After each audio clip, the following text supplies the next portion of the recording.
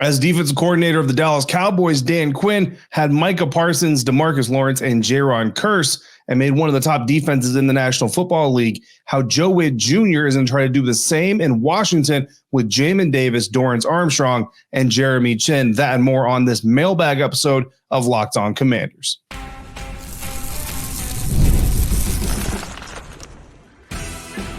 You are Locked On Commanders, your daily podcast on the Washington Commanders.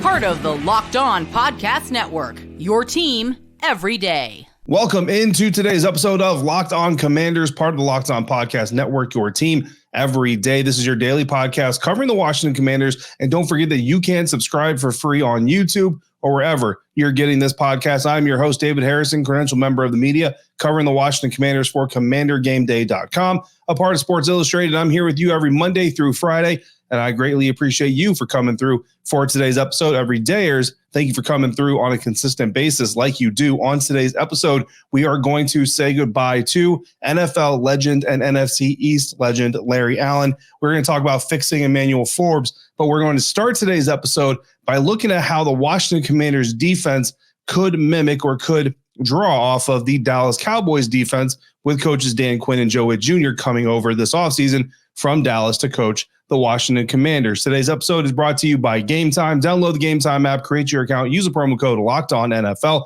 for $20 off your first purchase.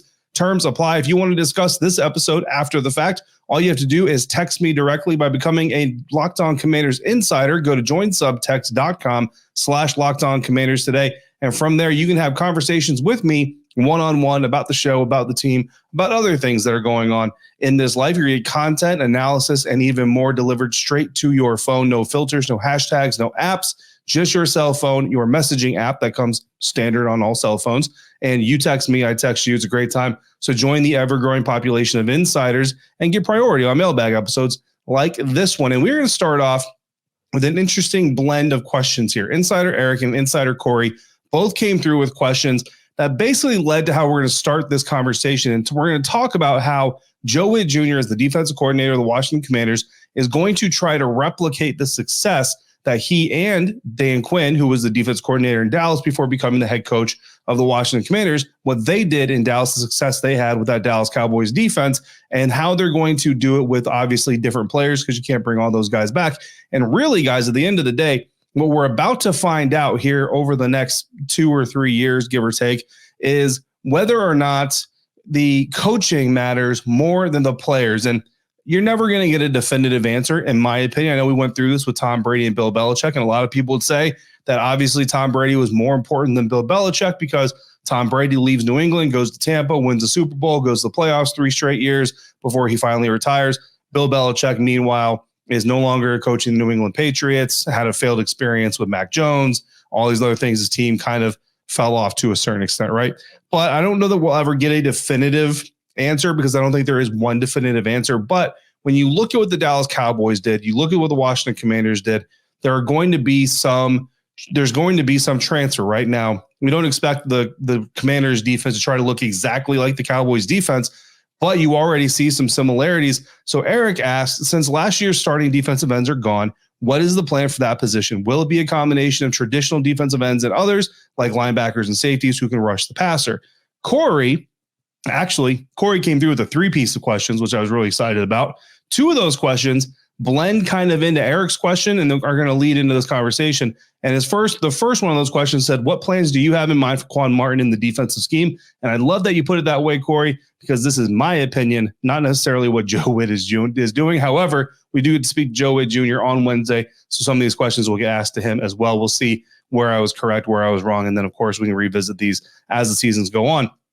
And then Corey also asked, can Jamin Davis really be that edge rusher we've been looking for? And that is where this conversation gets really interesting because, again, every day, as you already know, we talked about Jamin Davis getting reps at OTA practices multiple times on the edge. And that's kind of where this whole thing kind of starts, and you kind of start to unfold this Dallas Cowboys similarity defense with Joe Whitt Jr. and Dan Quinn coming over. You don't have Micah Parsons, but you do have Jamin Davis, who is essentially trying to fill that role in the new Washington Commanders defense, right? So to me, and from what I expect, right, you're going to get pass rushers everywhere. Every single part of this defense is going to have a pass rusher available, and there's going to be an element to it. Now, not everybody, every single unit is going to just lead the league in blitzing. We'll get to that here in a second.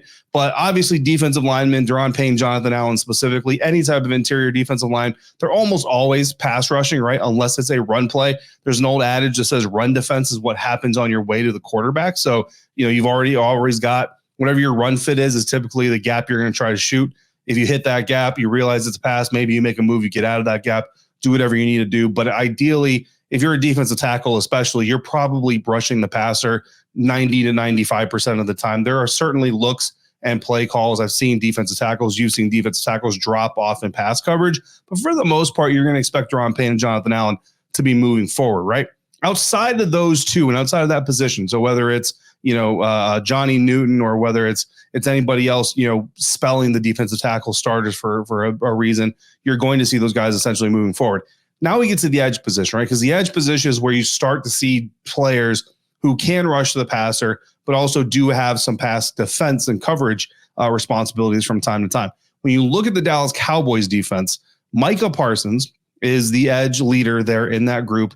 532 pass rush snaps in 2023, 13 most among edge defenders. So not the most pass rushing edge defender in the National Football League, but certainly a lot of pass rushing going on for Micah Parsons in 2023 and really under Dan Quinn just in general. When you look at the Cowboys roster, you look at the Commanders roster, Jamin Davis is that obvious transference.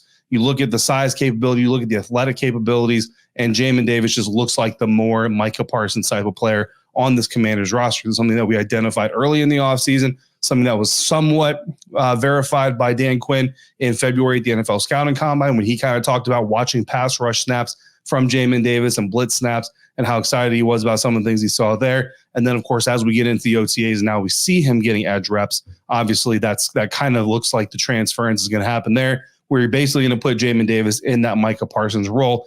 Doesn't necessarily mean you should expect Jamin Davis to be Micah Parsons, right, and to elevate to necessarily that level of play, but that is going to be essentially his role. And when offenses get on the field and they look for Jamin Davis and they look for 52, that's what they're going to be identifying. Now, on the other side of Micah Parsons in Dallas, you had DeMarcus Lawrence, who as a down lineman defensive end, you might expect would have actually more pass rushes, but he actually had fewer, 401 pass rush snaps in 2023, 48th most among edge defenders, which means he did have some athletic pass coverage, dump off for screens, maybe contain type of assignments, wasn't always moving forward.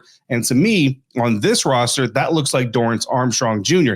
Now, what's interesting here is technically in Dallas, Dorrance Armstrong was actually Micah Parsons' backup, not DeMarcus Lawrence's backup. But when you look at Cleveland Farrell, you look at Dorrance Armstrong, you look at all the rest of these edge defenders on this Commanders roster, I just think Dorrance Armstrong is probably the best one there. I think he's a little bit less of a run defender maybe than DeMarcus Lawrence is, but certainly has a blend of both, certainly has the athleticism to do both. So I think what you end up with is Dorrance Armstrong on one side, Jamin Davis on one side, and you've got this kind of athletic duo on the edge that can do a little bit of both. Can obviously pass rush, and I think as an edge defender, Jamin Davis may be a better pass or coverage player than he is as an off-ball linebacker trying to play in coverage because the responsibilities tend to change just a little bit the closer you move to the line of scrimmage. So total edge rushes for the Dallas Cowboys starters are right around the middle of the league, but Parsons was obviously high there himself, hitting at one specific edge rusher who was more of a linebacker type of player paired with a true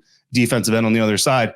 And that's why I think Jamin Davis is that Micah Parsons comparison. Dorrance Armstrong is that DeMarcus Lawrence comparison. But we're just getting started trying to break down how I think this pass rush is going to kind of come at opponents in 2024. We're going to continue with the other position groups that are going to contribute to the pass rush as well under Coach Joe Whitt Jr. coming over from the Dallas Cowboys. Coming up next on today's episode of Locked On Commanders, part of the Locked On Podcast Network, your team every day. And this episode of Locked On Commanders is brought to you by Game Time. Game Time makes getting NBA Finals tickets even faster and easier. The prices on the Game Time app actually go down the closer it gets to tip-off. They've got killer last-minute deals that can save you up to 60% sometimes, all-in prices, so there's no surprises before you hit the checkout button. Views from your seat, so even if you've never been in the arena, you can still get an idea of what your view is going to look like, and their lowest price guarantee, well, they will match and actually give you back more than the difference of what you find. If you find tickets for the same event in the same row for cheaper, you let them know and they're going to compensate you appropriately. Game Time takes the guesswork out of buying all your tickets, not just NBA tickets, but you can get your Game 1 NBA Finals tickets for Boston Celtics versus the Dallas Mavericks going on Thursday night. So take the guesswork out of buying NBA Finals tickets or any tickets on Game Time. Download the Game Time app, create your account, use the promo code LOCKEDONNFL to get $20 off your first purchase. Terms apply. Again, create your account, redeem the code LOCKEDONNFL to get $20 off your first purchase. Game Time. Download Game Time today. Last minute tickets, lowest price guaranteed. Thanks again for being a Locked On Commanders, your first listener, first view today and every day, everydayers. Thanks for coming through on a daily basis like you do. Please make sure you're also checking out Locked On Sports Today, a free 24/7 sports streaming channel program to bring you the biggest sports stories every single day. Locked On Sports Today brings you can't miss analysis and more, all live, part of the Locked On Podcast Network, your team every day. Find that 24/7 on YouTube or the free Amazon Fire TV's channels app. Now we're continuing here with this conversation that was sparked by a combination of questions from insiders Corey and Eric. Talked about the edge rush group and kind of how this pass rush I view early on in the process is going to come together from Joe Whitt Jr., coming over from Dallas and basically leaning on what the Dallas Cowboys did to look at what the Washington Commanders are going to do. And again, these percentages and amount of pass rush snaps and all this stuff, not necessarily going to just copy paste over, but I think it's a good baseline. And we talked about the edge rush group, right? Where I think Jamin Davis is going to be a heavy pass rusher this year. Dorrance Armstrong's certainly going to get his pass rush reps, but I think he's actually going to do a little bit more of a versatile defender or play more of a versatile defender role than maybe some people anticipate him playing. At the linebacker position, Cowboys linebacker Damone Clark led all Dallas linebackers with 54 pass rushes last year. That was 44th most in the NFL. To me, he's your Frankie Louvu. Bobby Wagner is probably more your Leighton Vander Esch, maybe even less of a pass rusher than that, but I think Bobby Wagner is going to be more your field general. Stay in the middle of the field, know when to attack, click and close, all those cliches and all those things. But I think Frankie Louvu is your Damone Clark from the Dallas Cowboys, who is going to be your most likely pass rusher from the second level. And that is where you might see Dorrance Armstrong fall off and Frankie Louvu replaces him as a pass rusher, or maybe they bring all five of those guys. There's going to be a combination there. You might even see Jamin Davis fall off sometimes and Frankie Louvu comes in as a pass rusher. And the cornerback position, you're going to get even fewer pass rush snaps, but you are going to get some pass rushes out of that unit. Jordan Lewis last year for the Dallas Cowboys had 7 pass rushes as a corner, and you might say that's really nothing. And to a certain extent, you're correct, but that was 43rd in the NFL. So basically where Damone Clark was 44th in the NFL in off-ball linebackers and pass rushes, Jordan Lewis was 43rd. So relatively speaking, right around the same level of usage there. Again, 7 pass rushes. To me, Jordan Lewis is Mike Sainristil in Washington. Mike Sainristil is that slot defender, and he was used as a blitzer from time to time in Michigan. It was pretty effective at it a lot of times, getting tackles for losses and doing things like that. So I think Mike Sainristil is going to kind of be kind of in that lane of the defense. Deron Bland, the safety, Deron Bland, another corner, had 4 pass rushes, 59th in the National Football League. I think Michael Davis is your Deron Bland comp if you're looking at the Washington Commanders roster. Looking at the safeties now, Jaron Kearse, more of a strong safety guy, but also had 32 pass rush snaps, 16th most in the NFL among safeties. Jeremy Chin is your Jaron Kearse on this Washington roster. And then Donovan Wilson had 20 pass rush snaps, which is 27th in the NFL, and that's Quan Martin. So 2 safeties, both in the top 32 among all safeties. Remember, every NFL team basically has 2 starting safeties. I mean, some like to run single high safeties and all that stuff more than any. But when you look at the fact that every NFL team has at least 1 safety on the field every single play, the Dallas Cowboys had 2 that ranked in the top 32 in pass rushes. So that tells you, I think, where this coaching staff likes to bring the pass rush. Obviously, you like to use your edge, but I don't think you're going to get as much from the linebacker and the cornerbacks maybe as we would expect them to. You're going to get a lot of third level blitzes, and you're basically going to get a lot of, it might look like cover 2, but then it turns into cover 1, or it turns into cover 3, or it turns into quarters, whatever's going to turn into, and they're going to disguise a lot, bring guys from different levels. And I just think that if you look at the way this offseason was handled, the way that Dan Quinn and Adam Peters went about fleshing this defensive roster specifically, there's just a lot of 1-for-1. And I mean, you look at these guys, like go look at these guys, their dimensions and their sizes and their traits. Like they're very eerily close to a lot of these Commanders players. So if you look at it that way, and a lot of people look at the Dallas Cowboys defense and consider it a 4-3 base defense, your edges would be Dorrance Armstrong and Jamin Davis. D tackles are Daron Payne and Jonathan Allen. Your off-ball linebackers are Bobby Wagner and Frankie Louvu. And your defensive backs are Benjamin St-Juste, Michael Davis, Quan Martin, Jeremy Chin, and Mike Sainristil.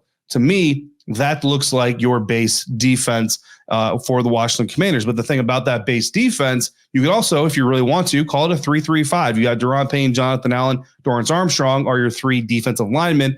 Jamin Davis is more of an outside linebacker. That's why people love using edge defender. And then you got Bobby Wagner, Frankie Louvu. So 3 down linemen, 3 linebackers, 5 DBs. Really, it's semantics, but it kind of is a 3-3-5 stylistically that operates as a 4-3 in base with the flexibility of a 3-4. And for the most part, all of those different looks, you can turn this defense into a 3-4, into a 4-3, run it as a 3-3-5. You keep continuity. Your sub package is your base defense. Really, nickel and dime then becomes about the approach, not the personnel. And that is, I think, why Coach Quinn and Coach Whitt Jr. keep harping on it's not scheme, it's style. Because really, you look at this alignment of players that we just outlined. You want a 3-4, you've got it with those players on the field. You want a 3-3-5, same thing. You want a 4-3, same thing. Nickel, you've got it. Dime, now you've got to replace a guy, right? But really, dime is the first time where this roster is forced to replace a guy on the field. And to me, I think that is kind of the beauty in what they're doing is they can attack you from 3 or 4 different personnel alignments, really, and 3 or 4 different types of playbooks without changing any player. So the second part of Corey's question, can Jamin Davis really be that guy? I think he can. The biggest difference between he and Micah Parsons that I see is that one of those guys has got that dog in him, and he's got it in him every single snap. The other one doesn't all the time. But we've seen flashes of that dog being in Jamin. We need to see it even more. Get into a couple other questions here before we round out this segment. We've got Corey also coming through the third part of his 3-piece. Is Emmanuel Forbes really a viable option to return punts? Here's my basic answer to this. I'm going to tell you that I can't answer that fully because we can't see him actually return punts against live defense, and that's the biggest part of this is how is he going to return punts against live defenders? So I can't specifically answer that question, but I can tell you that I don't believe it's a viable option. So that's a personal opinion. It's based on a couple of things, but I'm not going to get too deep into it right now. We will see. I hope I'm wrong because I like Emmanuel. I like the idea, but no, I don't believe that Emmanuel Forbes is a viable option to return punts. Bill asked, question for the next mailbag, Darrell Green, Darrell of Bowie TV, by the way, really good guy. You should definitely make sure you follow him and follow his work. But Darrell Green, you know him a little bit probably better if you're a Washington fan, said he could fix Emmanuel Forbes' problems in coverage in 10 minutes. Did they ever meet? I remember that conversation, and Bill has been asking me about this. And Bill, I will tell you, I've reached out and tried to get an answer to this. Here's what I can tell you. Darrell Green and Emmanuel Forbes have spoken. They've spoken multiple times now. Obviously, Darrell Green was not able to fix Emmanuel Forbes in 10 minutes. Give the guy a little bit of a break for hyperbole. So yes, they've met. To what extent, I don't know. To how much like is Darrell Green taking him under his wing and being his protege, so to speak? I can't tell you that. Those types of things, but I can tell you that the two have met and have had conversations. Insider Merle came through, asked a question about the offense that I can't get into this episode because it's taking me down a whole other rabbit hole that we will get into later this week, probably Friday. So Merle, I will answer that question as soon as I can. But Merle also brought up something that I want to address in segment 3 of today's episode of Locked On Commanders, part of the Locked On Podcast Network, your team every day. And today's episode of Locked On Commanders, this next segment is brought to us by our sponsor, BetterHelp. Sometimes we all need the opportunity to get something off of our chest, big or small. Certain things can really start to get to you. It's important to let that out, especially to someone who is unbiased in your life. So today, I want to share something with you all that has really been kind of bugging me, and maybe it's bugging you as well. And that is that I cannot wait for EA Sports college football's game to come out. I've been waiting for years. A lot of us have been waiting for years. I'm trying to stay positive about it, but I'll be honest with you. The more I read about this game, the more I get excited about the college football game, but the more I get frustrated at the Madden development team in the Madden game. Now, that frustration personally is not going to drive me to therapy, fortunately, but there are numerous things that might sound small to other people that could be big problems for you, for me. Therapy can be different for everyone, and it's important to get things off your chest every once in a while. So if you're thinking of starting therapy, give BetterHelp a try. It's entirely online, designed to be flexible and suited to your schedule. So visit BetterHelp.com/lockedon to get 10% off your first month. That's BetterHelp, HELP.com/lockedon. Back now here on Locked On Commanders to wrap up this mailbag episode. And I got a mailbag. Well, I had a conversation with Insider Merle that wasn't so much a mailbag question, but it was a topic that he said he would like to see addressed on the show. And I completely agree with him. And I think that he deserves it. I think his family deserves it. So Larry Allen, if you haven't heard, Larry Allen, first ballot Pro Football Hall of Famer, Super Bowl champion, former Dallas Cowboys star, passed away suddenly on Sunday at the age of 52 years old. He was on vacation in Mexico with his family. On the field, Larry Allen was a second-round NFL draft pick in 1994. I was 11 years old when Allen got drafted to the NFL. And as a kid who really got to know the game of football and really fell in love with the NFL in the 90s, guys like Larry Allen are players that I just remember being among the best. 11 times he made the Pro Bowl in his career. 6 times he was named to the first team All-Pro roster. He started 176 games for the Dallas Cowboys and then 27 more in 2 seasons with the San Francisco 49ers before he retired. And for me, Dallas Cowboys and San Francisco 49ers, that was like the premier NFC rivalry of my time. Again, we've talked about this on episodes. I don't really have a favorite NFL team. Didn't grow up rooting for a favorite NFL team. So I just grew up loving football, man. And the Dallas Cowboys and 49ers, that was, one of the great non-divisional rivalries of the 90s. And seeing guys like Charles Haley and Ken Norton Jr. like go from each side, Deion Sanders go from one side to the other of that rivalry is kind of weird at times, but so many great names associated with that. Larry Allen is one of those. More importantly, Larry was a husband to Janelle, a father to daughters Jayla and Loriana, and a father to his son Larry III. So messages of condolences from his teammates and from media who have covered him over the years have been pouring in, and I know that just about everybody listening to this podcast has a very deep, dislike or hatred of the Dallas Cowboys, but everybody listening to this podcast is also a human being. So I hope, and I am confident that all of us are, the human being side of this Trump's fandom and sports rivalries. And so, if you're the thinking type, send some thoughts and well wishes to Larry, to his family, to those left behind. If you're the praying type, send some prayers, but most of all, just take some time, man, every day. Tell someone you love. If you can't tell them all, right? Tell someone you love that you love them. Tell somebody that they're important to you. Show them that they're important to you, because you never know when that last chance is going to come until it's already gone. So Larry Allen, dead at 52. All right, guys, that's going to wrap up today's episode of Locked On Commanders. Coming up tomorrow, we will have news, notes, and observations coming from our next available OTA practice coming up Wednesday, open to the media. We're going to be looking for a lot of things over there. I am actually going to specifically be watching the edge group a little bit closer than I have been over the last few days. I've been trying to spread it out as much as I can. Edge rushers are specifically coming up for me at tomorrow's practice. And then we're actually going to get time to meet with the assistant coaches on Thursday afternoon. So for Friday, we'll have some insight, some information from there. In the meantime, if you got questions or comments, just throw them down in the YouTube comment section or text me directly by becoming a Locked On Commanders insider. Go to joinsubtext.com/LockedOnCommanders to do that today. Don't forget to check out Locked On Sports Today, the first ever 24/7 live streaming sports channel on YouTube. As always, thank you for making Locked On Commanders your first listen of the day, every day. Thanks for coming through on a regular basis like you do. Until we speak again, if you're out and about, please be safe, be kind, and I'll see you next time for another episode of Locked On Commanders, part of the Locked On Podcast Network, your team every day.